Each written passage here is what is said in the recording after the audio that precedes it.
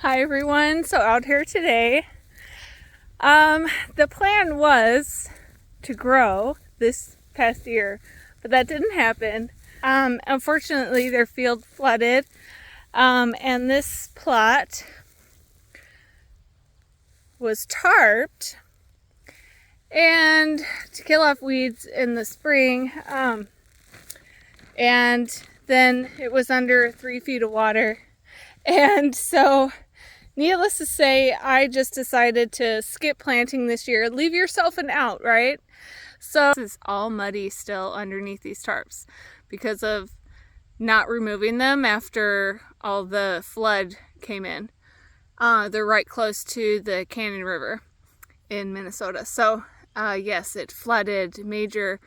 You can see the ground is still muddy. It's still muddy from just the floods coming. The tarps were already on, and then I just left the tarps on. A lot of weeds that did die, which is awesome. That's what you want the tarps to do, is kill off the weeds. But there's definitely weedage that has not died, and even some that is still coming up. And look at this.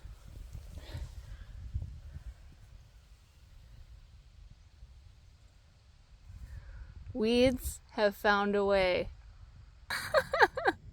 And it's like, wow, these tarps have been on since late May, early June. I'm not sure. I got started a lot later, but then the floods came not soon after that. I'm really bad with the timeline.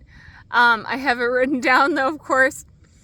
Yeah, it's kind of crazy that they've been tarped for several months and weeds are still coming up. As you can see, maybe, hopefully, on the ground there's so many weeds that the tarps killed off.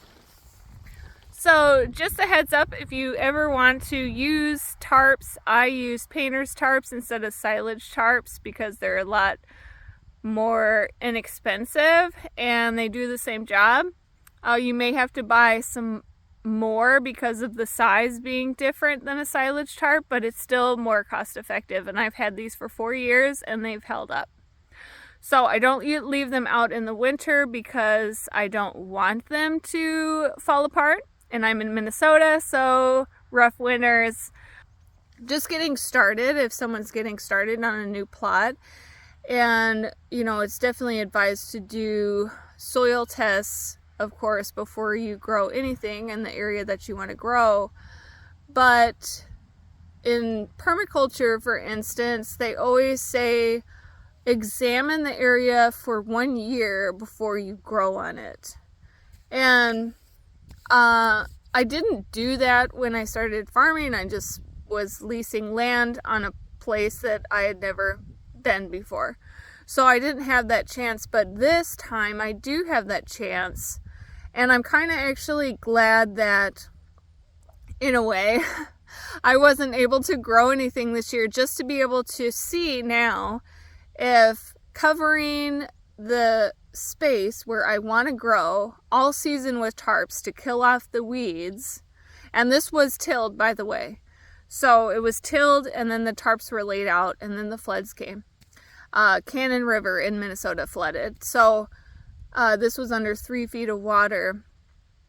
And then I just left the tarps out all season. So it will be very interesting if next year there's a lot less weed pressure just because of this year being tarped for the full season. I'm just actually very interested in that. And so I will certainly show you what happens, and regardless of if I find or do the winter rye or not cover crop. If I do have some, I think I will do it in one area and then just leave an area that is just not cover crop to see the difference. Yeah, I will share what I am learning along the way, and like and subscribe if you find anything helpful. It does help. And of course, have a great day. And if you happy growing. You know you're getting old when you bend down with your knees to pick up the tarps. I used to bend down with my back, not anymore. Don't bust your back over tarps, they're not worth it.